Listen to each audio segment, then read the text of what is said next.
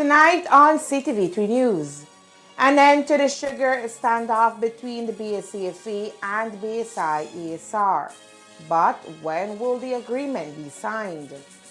Corosaleño alleges he was abducted in Chatamal, beaten and then left for dead at a dump site. He relives the frightful ordeal as he speaks exclusively to our reporter Elmer Cornejo.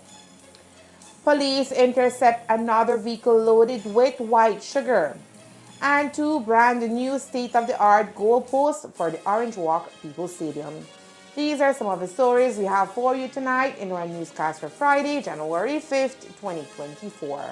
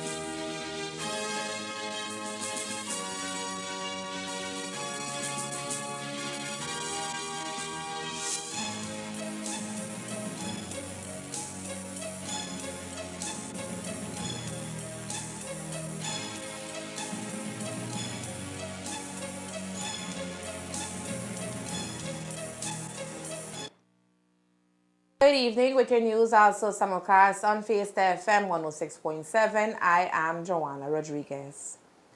There was a collective sign of relief on Thursday night as the standoff between the farmers of the Belizean Farmers Association and BSI ESR over the signing of a commercial agreement came to end. Up to news time, the agreement was still being drafted.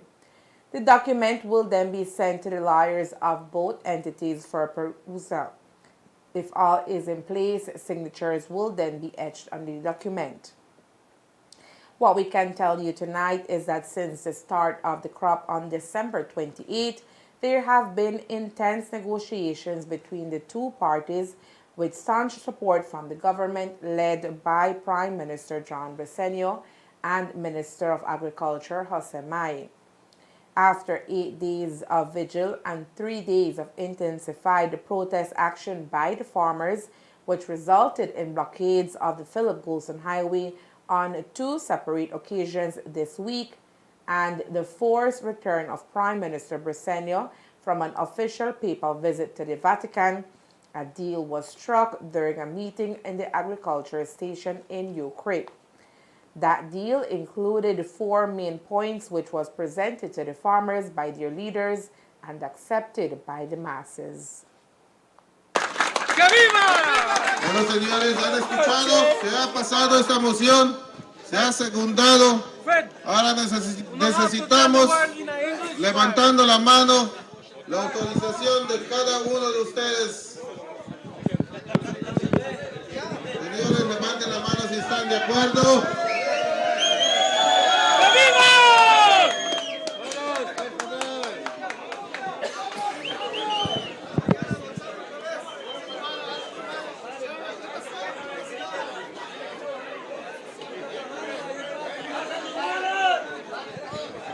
Por favor, si se pueden parar para mostrar este acuerdo, señores.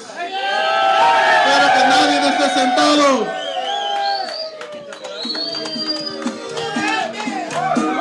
Muchísimas gracias.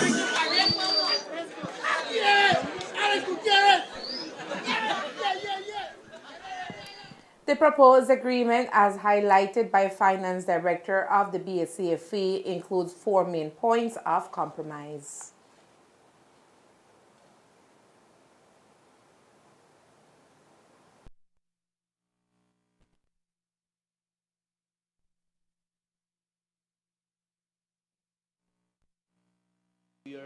Term agreement without any rollover clause.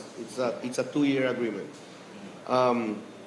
On the side, the other request from our membership was met as a commitment from the government, which is the implementation of the Commission of Inquiry immediately or within the first 30 days from today. And the next one is that if they would advocate or approach Nathan Lyle for us to sign an agreement with Nathan Lyle. And if that doesn't materialize and we don't get our premium next year, there is a commitment of the government to assist the BSCFA with an amount of up to $1 million in fertilizers. That is basically the 4 compromises. There is a condition on the costs, the additional costs, which was one of the most difficult points in contention. And it was agreed that it will not be charged to the BSCFA. It will be paid by the government of Belize in the first 3 months, and during which time an investigation will be done to justify if it is a charge that it merits to be included in the agreement. And if it is, it will be included after the 3 months. So meantime, the 3 months, it will be covered by the government. It will not be charged to the BSCFA. The main point of contention for BSI ASR was the term of the agreement, which they had remained stern at 3 years, having been able to reach a compromise at 2 years, says Kame, was only possible through intervention by the government. We had tried since 2015, different ways, even mediation, and it hadn't worked. I would even say that it had failed up to today, because the condition of not less than 3 years on behalf of BSI was never agreed by them. So they were not letting go on the 3 years. So I don't know what pressure the government implemented for them to agree to the 2 years, but that is why I've always said that when our Prime Minister says that he can't do anything to solve this issue, I didn't agree, because I know that he has the authority, that something can be done. And if he is willing, something could be done. And this was the proof that BSI accepted the term of 2 years. As it relates to the matter of fair trade premiums, while the government has committed to provide $1 million to the BSCFA if a solution cannot be reached, Kame says the association is also looking at other sources of funding, since they are in utter disagreement with the conditions set forward by Tate and Lyle over those premiums. That we would have to agree to the Premium Plan and Review Committee meetings, which has to do with fair trade premiums, right? We have to plan, we have to implement programs, and we would have meeting to report. The second 2 principles has nothing to do with fair trade. It's regarding SIMIS, which is Sugar Industry Management Information System, which again, we have said as BSCFA that we don't have anything against it. It's a very good tool for the industry. As a matter of fact, the BSCFA started with that program. We are for it. We are in pro of it. but it has the terms of reference has to be clear. Who is going to manage the data? Who has the authority to manage the data? And that, to our understanding, to our belief, it should be the SICB, the Sugar Industry Control Board, which is the authority, legal authority that governs the sugar industry. On the third point, and this point, CIMIS has nothing to do with fair trade. So it has to do with production, which has to do with BSI. The third principle they put as a condition is that we have to agree and to promote the programs that BSI brings to our farmers, which again, in principle, we have nothing against it. We are always in pro of getting benefits for our farmers, and if that is a way that our farmers can benefit, we have nothing against it. The only condition we were contending was that BSI was insisting to get the authority to get in contact with our farmers directly. And we were asking that the communication of such programs or such things like trainings that would have to be regarding those programs would have to be to the structure of communication of the organization, which is the Committee of Management. Then the Committee of Management would organize for any trainings that they would have to do for such programs. Safeguarding, protecting, and promoting the benefits of our farmers. That is the only condition. But again, as you see, that principle has nothing to do with fair trade. So that is why we don't agree. In the first place, we need to agree to those principles for a signing of agreement with Ethan Lyle.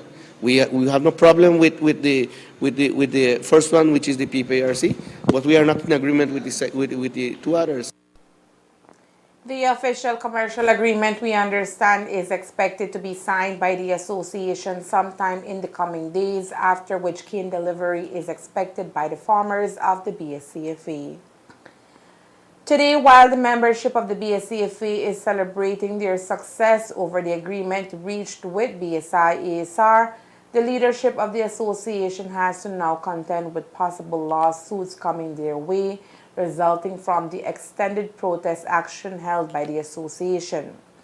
The threats hurled their way, according to Vice Chairman of the association, Fred Ortega, was simply used as a tool to intimidate the association into submission. And that only shows another way of intimidation to members of the BSCFA.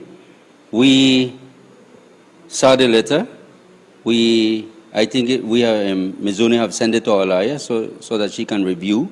We haven't got any response from her as yet, but I do believe that that letter is only a letter of intimidation because we didn't block BSI. We didn't block Norway. What was done here was very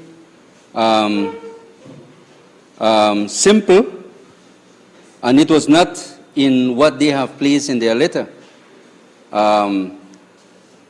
Reducing or trying to stop the trucks from going to BSI. Nothing like that. It was only to send a message to our government that enough is enough and we want them to react so that we get into what we have get today. It has nothing to do with BSI. So I don't see why is it that they brought out this letter of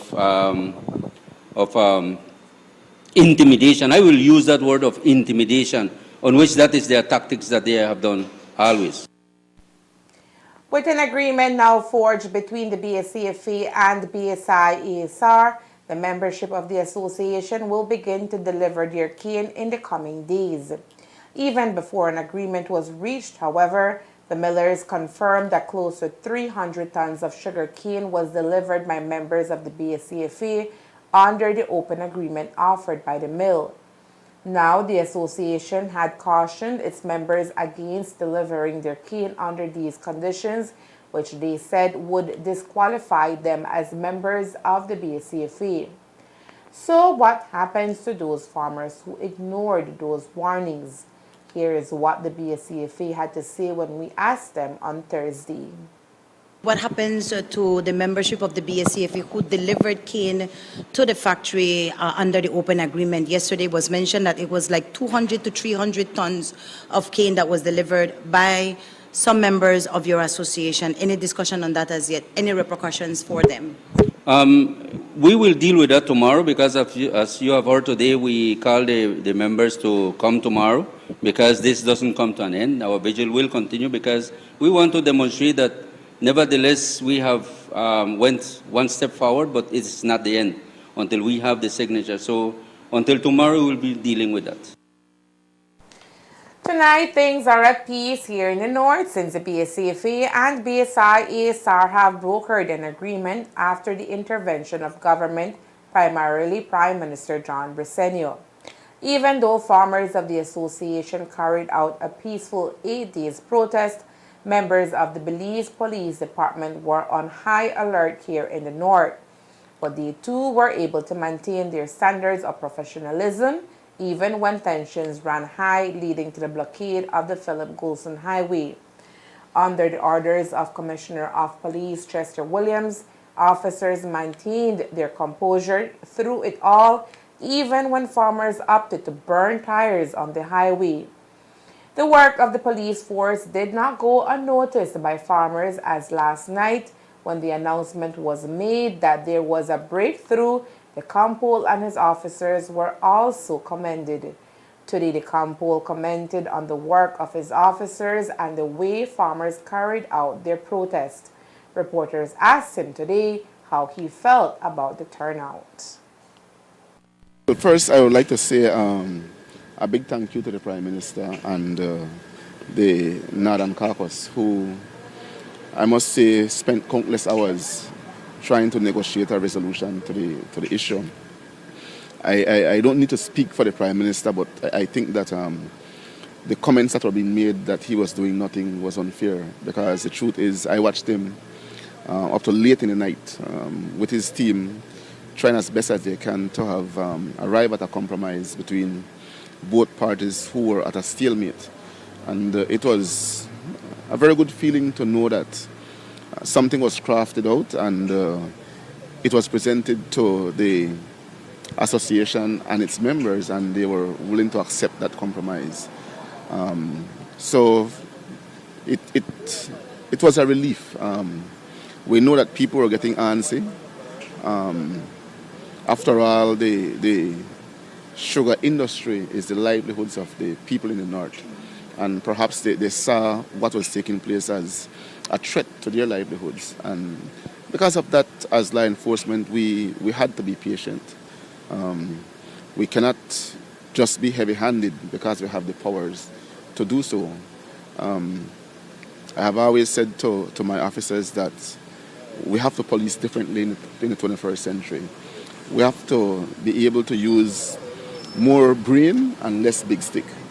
And once we do that, I am certain that we're going to get good results. We're going to get the respect of the people. Even when times get extremely tense, the police were always exercising great restraint. We saw the incident with Mr. Abelardo Mai when he was leaving and they tried to hold him back. We saw Mr. Rosado stepped in and quickly was able to get Mr. Mai out of the area to go to the meeting with the Prime Minister. So I must commend all the commanders on the ground, in particular Mr. Rosado and Mr. Greenwich. They were the two senior commanders I had on the ground. Yes, I was there as well, but we all have our tasking, and I gave them respective tasks to carry out, and they did so exemplary. Likewise, Mr. Garza, who is the Northern Regional Commander, and his team, they too were on the grounds doing whatever they could have to make the situation go without any incident. So it was extremely good to see that at the end, the Caneros were able to appreciate the work of the police. And more so, it shows that the police are respected and appreciated. I am sure that if we were to have gone in with a heavy-hand approach, we would not be here right now speaking the way we are. We would be here speaking about casualties.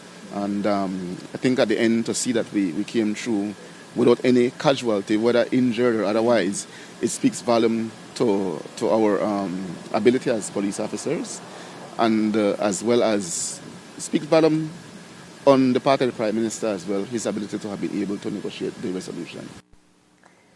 Viewers can recall that under similar circumstances on February 2nd, 2009, there was a blockade at the BSI-ASR entrance.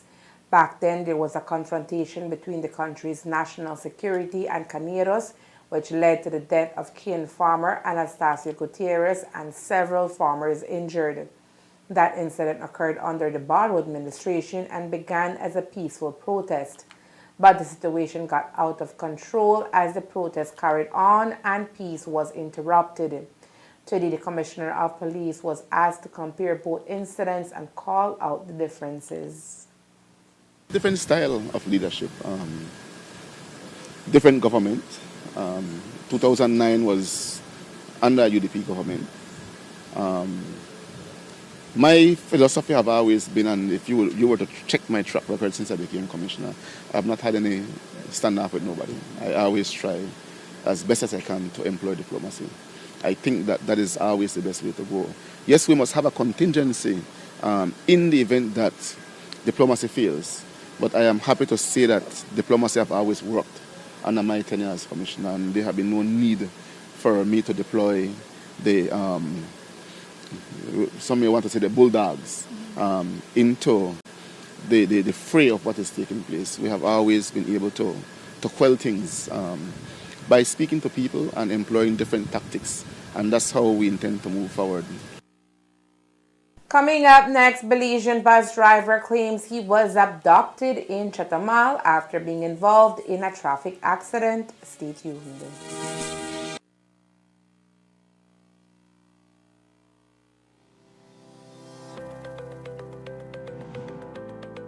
Are you out of cash and need some extra money quick? Then worry no more. At Monica's Quick Cash, you can pawn your vehicle for fast money and still drive away freely. We're also the best place to pawn your TVs or gold jewelry and sell your scrap gold. Monica's Quick Cash. Number 128, Cemetery Road, Belize City. Number 14, Constitution Drive, Belmopan, across from the Belize Bank. And number 2, Belize Corozal Road, Orange Walk Town. Pawn and drive, cash for gold. Fast money with Monica's Quick Cash. Give us a call today at telephone 207-0970.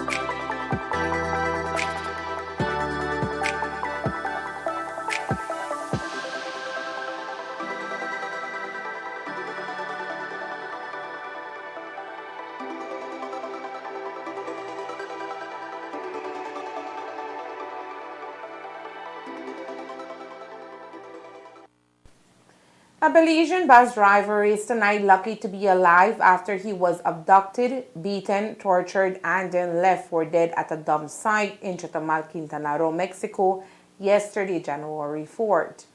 Somehow, through Jose Quintero managed to make it out of the dump site. As he did so, ran into Mexican authorities, who then took him into safety, and after he received treatment, handed him over to family members around 1 a.m. this morning. Reports indicate Quintero left his home in Pachacan village in the Corozal district at 9 a.m. on January 3rd, 2023. He was off to his regular routine, driving his assigned Otilit bus to neighboring Chetumal, Mexico. Little did Quintero know his day was about to turn into a nightmare. Quintero was transiting in Chetumal when the bus suffered mechanical issues, which caused him to collide into a vehicle with Mexican license plate, driven at the time by someone who Quintero describes as an elderly man wearing glasses. In trying to reach an agreement without involving authorities, the elderly man requested that Quintero hand over his 2 silver chains and other jewelry he was wearing. Today, from the safety of his home, a beaten-up Quintero relived his worst nightmare as he spoke exclusively to our reporter, Elmer Cornejo. Pasó todo que el boss se me echó a perder, ¿eh? Y se quedó sin frenos. Yo le hablé a mi jefe y él me dijo que viniera a Orange Walk otra vez.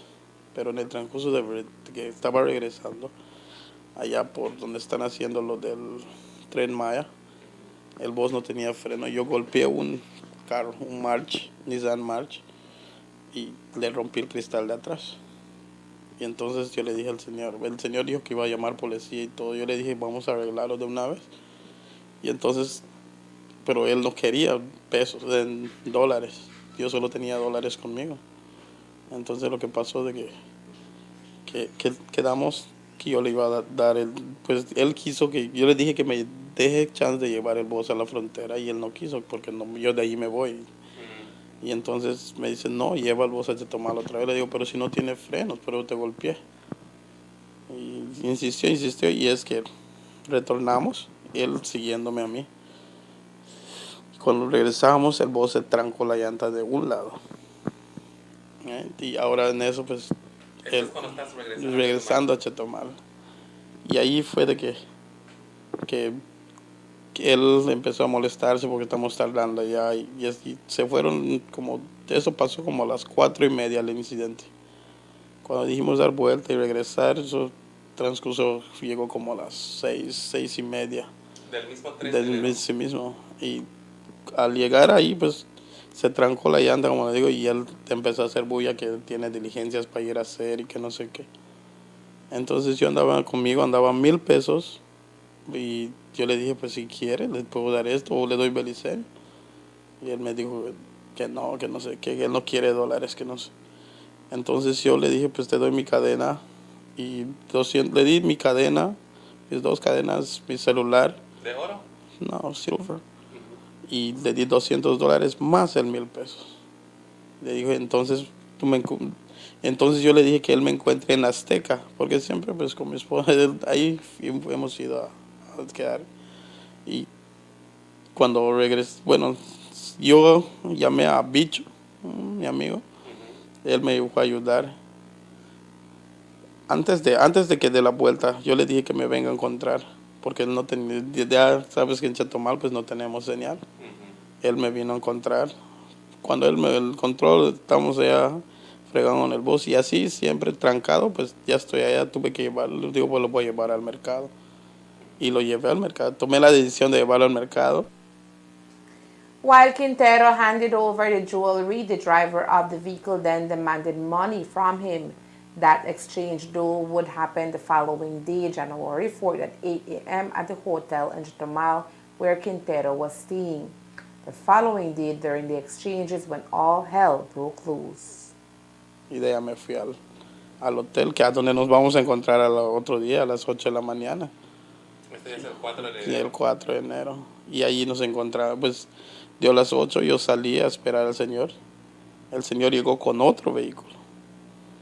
Yo pensé que iba a llegar con el mismo March que le había quebrado el cristal, pero no, él llegó con un Toyota Corolla rojo. Entonces, cuando él salió, yo le entregué su dinero, que habíamos quedado en 5,000 pesos. Y le di su dinero, sus pesos, y él me entregó mis pertenencias. Y entonces él, cuando fue que él me dijo, ¿para dónde vas? Yo le dije, para el mercado nuevo. Me dice, te doy un aventón. Y entonces, pues me subí sin saber, y pero el carro era polarizado. Y cuando yo abrí la puerta de atrás había un muchacho, pues para mí que no había problema. Pues no tengo problema con nadie, ¿no? Y cuando subí, pues ahí nos vamos. Cuando estábamos cruzando la calle para ir al mercado, yo le dije, señor, yo aquí me bajo. Y cuando yo le dije eso, el muchacho de al lado solo me agarró mi cabeza y me puso algo en mi costilla. Y entonces de ahí solo me bajaron mi cabeza así para la silla y no vi, ni siquiera miré a dónde estoy yendo y nada. Y tardó como 15 minutos. Manejando. El señor manejando y yo allá atrás y el muchacho. Y ahí, desde ahí me empezaron a golpear. Y cuando llegamos Pues no sé ni siquiera decir a dónde fue. ¿Cuántas personas había en el vehículo? 2 personas. ¿Más el chofer? No, solo el chofer y el que estaba atrás. ¿Y lo que estaba a su costilla? No sabía decir, solo algo que es algo que sí me estaba lastimando. Entonces, cuando llegamos cuando llegaron al puesto, me sacaron. Y ya era como se lo dije a los policías, solo es como que entramos en una casa que todo está cercado. Cuando me metieron en un cuarto y ahí me empezaron a golpear y todo. Me quitaron y me volvieron a quitarle mi cadena, mi cartera, todo. Y ahí me golpearon y ahí quedé varias horas. Y cada que entraban, el moreno, especialmente medio moreno, pero entraba como cada hora y solo a golpearme. ¿Por qué? No sé, no lo entiendo. ¿Por qué? ¿Me entiendes? Si yo ya había pagado lo que quebré, no entiendo por qué lo hacía. Me pidieron mi contraseña de mi teléfono y yo por eso cuando llegué aquí le digo a mi familia que si no se contactaron con ellos o qué, porque para qué querían eso, ¿me entiendes? Pero dicen ellos que no, que nadie se comunicó con ellos. No sé qué es lo que querían de ahí, pero pues a mí nunca agarraron y me dijeron, ¿sabes qué? Necesito un número de familiar para nada de eso. El incidente solo fue lo del cristal, pero yo se lo pagué al señor. Y de ahí empezó todo. Cuando me estaban llevando, solo me dijeron que hoy te vas a dar cuenta cómo somos nosotros los mexicanos y que no sé qué. Pero digo, yo solo a lo que yo le respondía algo, me golpeaban más. Late into the night of January, Ford Quintero, the father of a 5-year-old, was then forced into a vehicle and driven to an unknown area and discarded at a dump site. This is when a frightened Quintero ran as fast as he could and ended up in front of a police mobile. Todo el día estuve ahí, no voy a mentir. Ahí es donde te acuerdas de tu familia, de Dios, todo. Y yo me la pasé orando, dice, Dios mío, pues no sé por qué me tienen aquí. Y si no me meto con nadie, entonces yo agarré y quedé allá. Pero como le digo, cada hora entraba y solo te están golpeando, te están patoteando. A las no sé qué horas fue eso, solo entraron, un rato entró, me puso una bolsa gruesa en la cabeza y yo dije, pues Dios mío, hasta aquí llegué. Y agarraron y me seguía golpeando y me sacaron. ¿Cómo decirle cómo a dónde yo estaba? No sé. Solo sé que estaba en ese cuartito y en eso mismo cuando me pusieron la bolsa él tenía puesto no sé qué era, como le digo, no sé qué era lo que me ponían y me jalaron, me llevaron al carro. Me aventaron adentro del carro, así como reempujado. Y pusieron en marcha el carro. ¿Dónde estamos yendo? No sé. Yo solo estaba diciendo, pues, orándole a Dios de que pues, no me vayan a matar o qué va a pasar conmigo.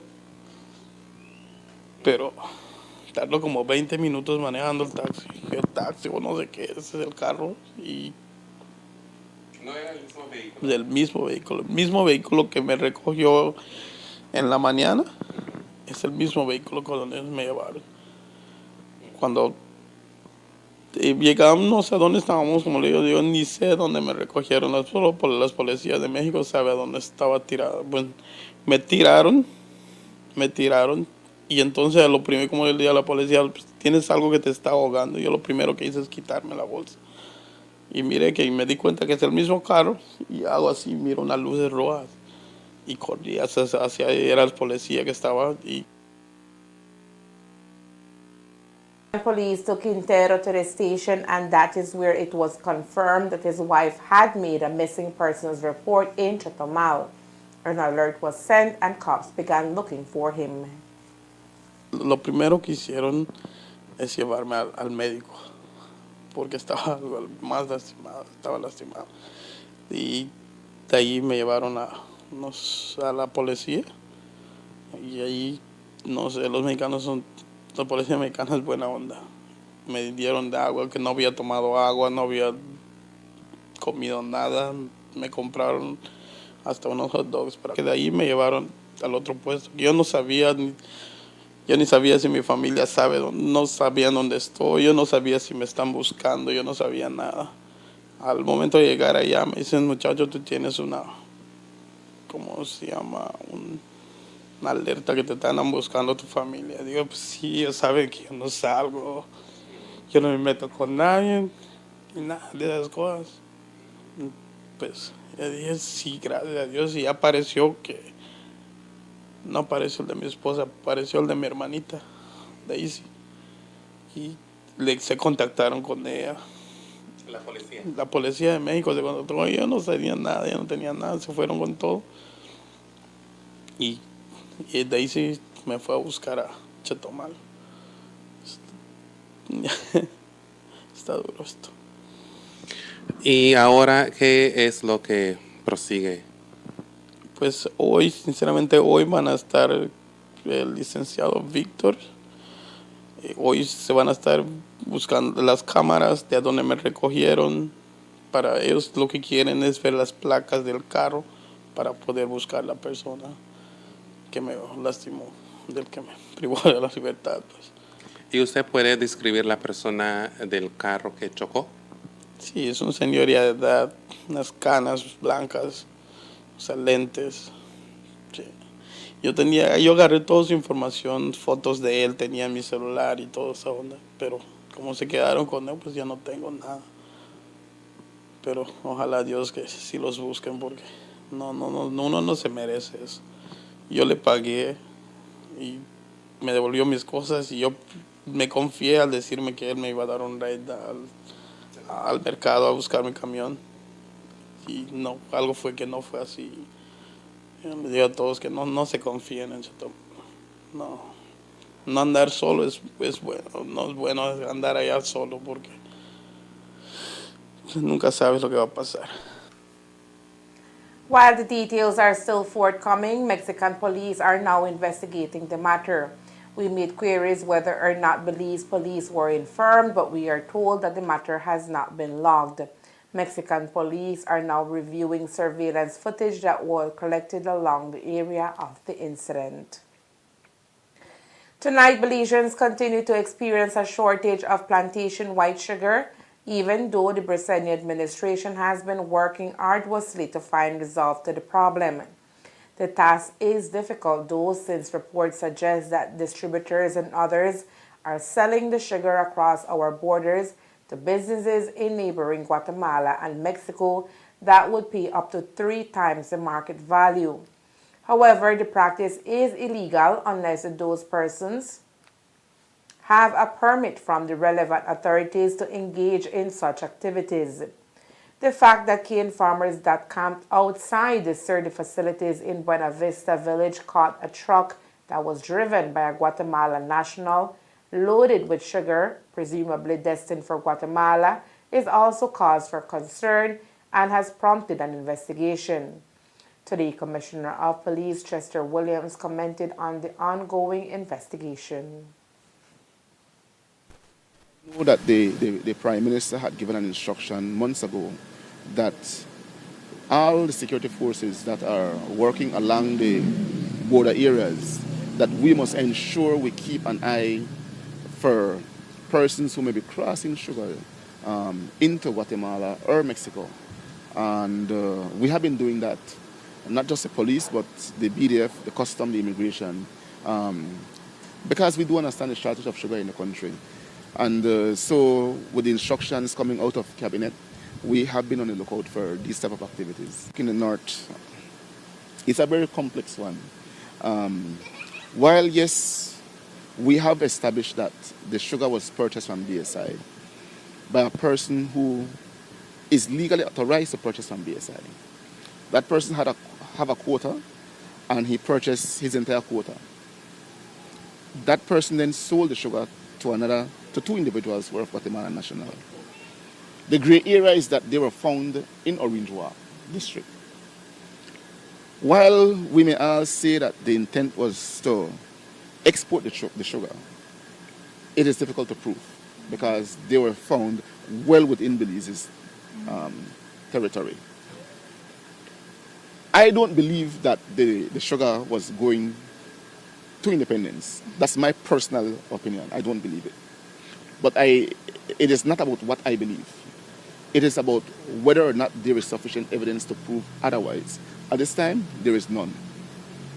I have consulted with the Ministry of Agriculture, and they're saying that in order for a person to export sugar, they must apply for an export permit which is issued to them to be able to export sugar.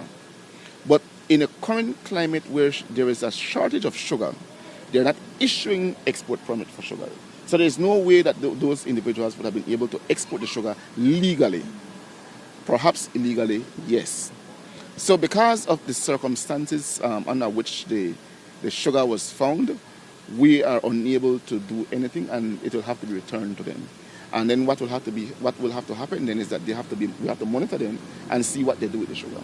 But at this time, there's nothing legal that we can do to them. I know you asked this yesterday, But even when it became national knowledge that Cañeros caught a truck with 200 sacks of Belizean sugar, the fishy activity of transiting sugar is still happening. The last incident was a vehicle assigned to the post office that was caught transporting sugar. The drivers left from Benke and police caught up with them at a checkpoint.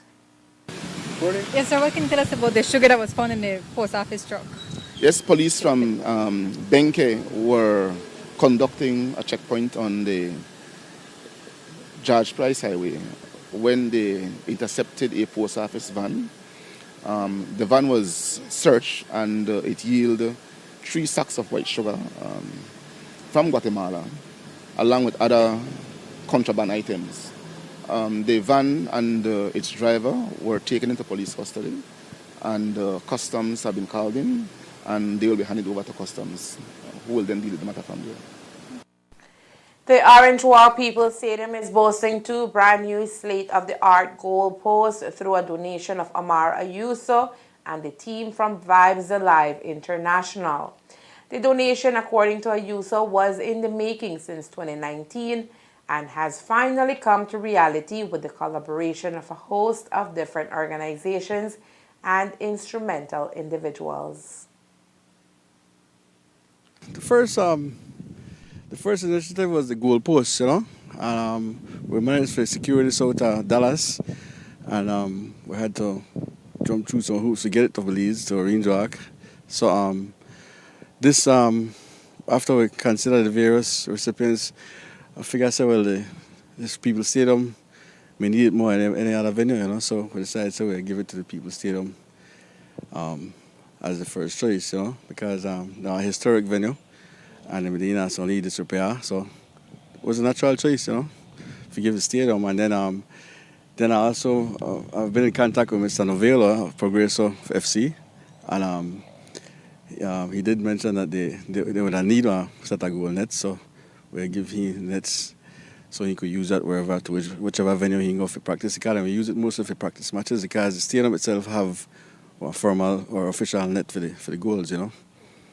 Yeah, I know that these donations usually come through collaboration with different persons. Yeah, this collaboration between several people, and it took a lot of work. This was actually given to me by a client in Dallas, you know, and as I see it and I realize it's available, I figure, well, I gotta get it to Belize, you know, and so but it may take a lot of effort. I want to thank the person who lent me the vehicle fee to pick it up with the Raul Celis, Dallas, Texas, and then I also want to thank Belize Freight because they actually ship it down for us free of cost, you know, and I also want to thank the Orange Walk Football Association, and they were instrumental in getting it, most of it down to Orange Walk Fan Warehouse at Belize, but then also I want to thank Rio Lau and his team because he ended up bringing the more important part, the biggest part of it. So it's a big collaboration, but without each one of them, we couldn't make it happen for land it their way there. The goalposts, according to Ayuso, are meant to help with the revitalization of football in Orange Walk back to the old days. It gave me great pleasure for sit in position on the stadium, on this historic field. Because it's a historic field. It used to be the mecca of football. And to know that through our efforts, we have a top of the line goalposts and thing where the weatherproof. I think this supposed to be aluminum. I think so, weatherproof. So it's supposed to hopefully last for a good while, and then hopefully take care of it to where it could last. Because once you wipe this down and clean this up and take care of it, it lasts for a good while. And it make we look good nationally. Because this they don't ever go feel how to have the quality of goalposts. So it gives me great pleasure. That's the reward right there. Orange Walk's very own semi-pro team, Progresso FC, was today also gifted a set of goal nets, which, according to assistant manager Mark Novello, will go a long way with helping the team prepare for the year's football season. First of all, I want to say a heartfelt thank you to Mr. Amar Yuso and everybody involved to get this the goalpost, the nets here on behalf of the Progresso FC family. I can mention it's very important to have these things here because I think the stadium has needed it for a long time, and this stadium here is one of the best naturally grown grass pitch fields in the country, and it was a shame on the condition that it was when we just started. And it's thanks to people thanks to donations across from the community, from people abroad, thanks like Mr. Omar Yuso, that we're slowly developing. We're getting we're getting more better back to the standards we used to be in. We can remember back in the Juventus days, and this directly affects the youths, directly affects us, especially how us, the semi-pro team that always plays off of this pitch, makes us look better nationally, as our games are always shown on national TV. Directly represents us, the community in Orange Walk right here. So it also be used by the youths, and I think the Orange OWFA uses it for the under 15 tournaments, for the kids, Mundialito, a lot of different things. So it'll be a major difference. And the nets, especially for us, I want to thank on behalf of that as well, because the nets will be directly useful for us for our friendlies, like how he mentioned. It can be used for, and when we have training during the week, because we work out on Tuesdays, Wednesdays, and Thursdays, and normally we would not have a net. And thanks to that, now that we will have the net, we won't be losing as much balls, because the balls would directly go through and some would pop, and it will incur more fees for the team as well. So it's directly helping the community, directly helping us, Progresso FC, and a lot of them positive outcomes. I would ask anybody out there in the community as well that wants to give a helping hand, reach out to the OWFA, reach out to us, Progresso FC as well, reach out to Mr. Pot as well, any one of us. These donations is what makes the People's Stadium back to how we can remember when it was in the old times. The equipment, according to technical officer for the Orange Walk Football Association, Emler Pot, comes at an opportune time as the new year kicks off with football for the youths in our community.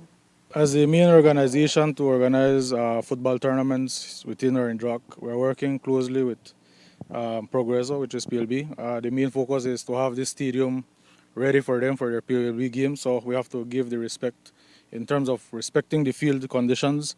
It's a plus for youth tournaments that we organize, kids having to play in a good pitch. So we have a lot of things coming on when it comes to the development, and the opportunity given to them to have a very good goalposts with nets.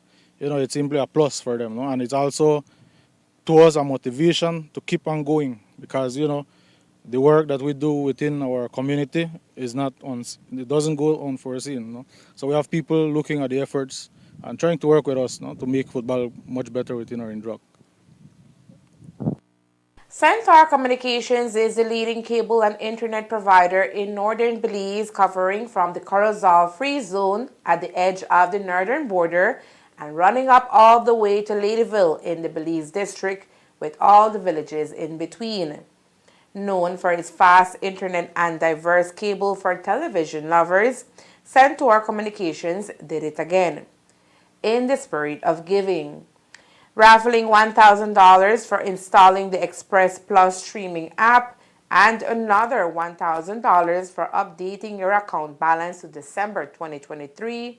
It gave back to its loyal and new customers. That is $2,000 for each branch, namely Corozal, Orange Walk, and Ladyville. Today was the live drawing on our prime time The Spirit of Belize morning show. The winners are for clearing out their balance up until December 2023 for Ladyville is Dr. George Goff, while Eduardo Victor Guzman is for Corozal, and for Orange Walk, Oscar Francisco Artiga took home the $1,000 prize.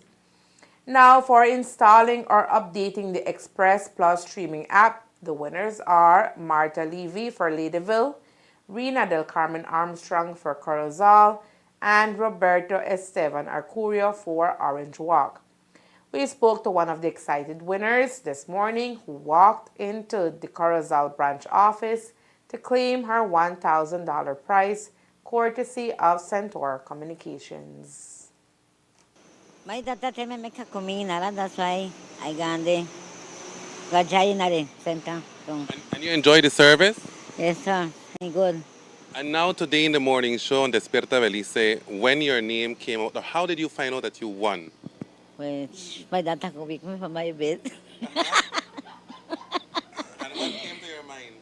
Well, I may think that's something where she may win or that, no? And where she could tell me, say that me win the center thing there for the $1. I tell her, what? Oh, what that good? I jump for the bed. And now on what are you going to spend that money?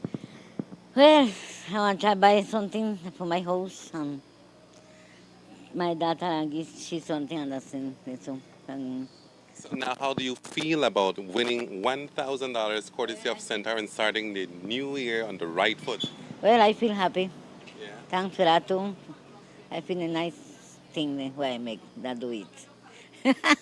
Anything else you want to tell us in terms of, the new year, your new win, and now beginning the year with $1,000 in pocket? No, le voy a make alone. The judge no le uno take to the cable and uno judge na rin cable thing na too for make and try getting win it up like me. The government of Belize has received substantial grant funding of $3,157,028 Belize dollars dedicated to advancing critical climate initiatives. In a groundbreaking move towards sustainable and responsible climate finance management, the Ministry of Economic Development, MED, is the first government entity to oversee and manage funds from the Green Climate Fund, GCF. Today, Dr. Osmond Martinez, Chief Executive Officer for the Ministry of Economic Development, expressed his enthusiasm for these unprecedented opportunities as they make a new era in the global fight against climate change. Normally, we have accredited entities who have done it previously, such as PAC, 5Cs, CABE, the World Bank, the Inter-American Development Bank, but never has it been done by any government ministry. No, the Ministry of Economic Development is the NDA, which is the National Designated Authority since 2015, but never before it has implemented the readiness funds from GCF. So this is a historical moment, but to achieve that, there is a lot of work that needed to be done, such as starting the accreditation process, having all the auditing policies in place, procurement policies in place. And so some of the funds that we have received is actually to continue to enhance the accreditation process of the Ministry of Economic Development. The ministry submitted the approved readiness project to the GCF entitled Strengthening the Capacity of the Ministry of Economic Development for Pre-Accreditation to the GCF, totaling $627,236 Belize dollars. This readiness grant allows the MED to be positioned to seek GCF accreditation as a direct access entity to build Belize's climate resilience as outlined in the country's national policies and strategies. Know and will be implemented to continue to enhance the Ministry of Economic Development accreditation process. And there are three main points that we will be working on with these funds, and that is to increase the communication, which is to continue to work with the NGOs, CSOs, private sector, and government entities on how we should continue to fight for climate finance justice. And then the second point will be to develop and implement a procurement and auditing policy with guidelines, because these are part of the gap assessments for full accreditation. And the third one is to develop a full project management manual. So the main point here is that we will continue to enhance the Ministry of Economic Development to champion transparency, accountability, and good governance, and at the same time to be accredited into an international entity, which have never happened before in the history of any government in the world. So I think Belize and St. Lucia, I shouldn't say any government in the world, Belize and St. Lucia are the only two governments that will have a ministry who can implement and who will qualify to implement funds from the Green Climate Fund. The government of Belize also applied to the Caribbean Development Bank CDB for a technical assistance grant of $2,521,792 Belize dollars for the National Meteorological Service of Belize. The funding will be used to develop tools to produce impact-based forecasting and early warnings for impending natural hazards in the Belize River watershed. A new regime in the licensing and regulation of firearms and ammunition has begun with the appointment of the new Firearms and Ammunition Control Board, FACB. Appointed by Minister of Home Affairs Karim Musa, our new CEO in the ministry, Sharol Karsaldiver, Magistrate Manon Dennison, and the Senior Superintendent of Police, Clement Cacho. The Firearms Act was amended in late 2023 to replace the Commissioner of Police, currently Chester Williams, as the sole authority empowered to regulate firearm acquisition and usage. The FACB is mandated to issue and revoke firearm licenses, certificates or permits, and reform the regulatory structure for firearms and ammunition. The new board met for the first time on January 4th, Thursday. Its new powers and functions include, but not limited to, receiving, screening, and processing firearm applications and designating approved firearm safety instructors, receiving and investigating complaints concerning a breach of any term or condition of a firearm authorization, ensuring general compliance with the provisions of the Firearms Act, causing to be conducted audits of firearms and ammunitions, reviews of the issuance and denials of licenses and inquisitions and investigations, and developing and implementing digital management of firearms and ammunition system. The aim of the ministry and government is to transform and reform how the government of Belize regulates the sale, purchase, importation, exportation, transshipment, disposal, possession, and use of firearms and ammunition, and further amendment or possibly replacement of the Firearms Act in contemplated. The Belize Police Department is mourning the death of Senior Superintendent Andrew Ramirez. Commander of Community Policing Howell Gillett expressed deepest sympathies to Ramirez's family and friends. I extend my deepest sympathies to the family, close friends, and police colleagues on the passing of Senior Superintendent Andrew Ramirez. His commitment to duty and sacrifice will forever be remembered.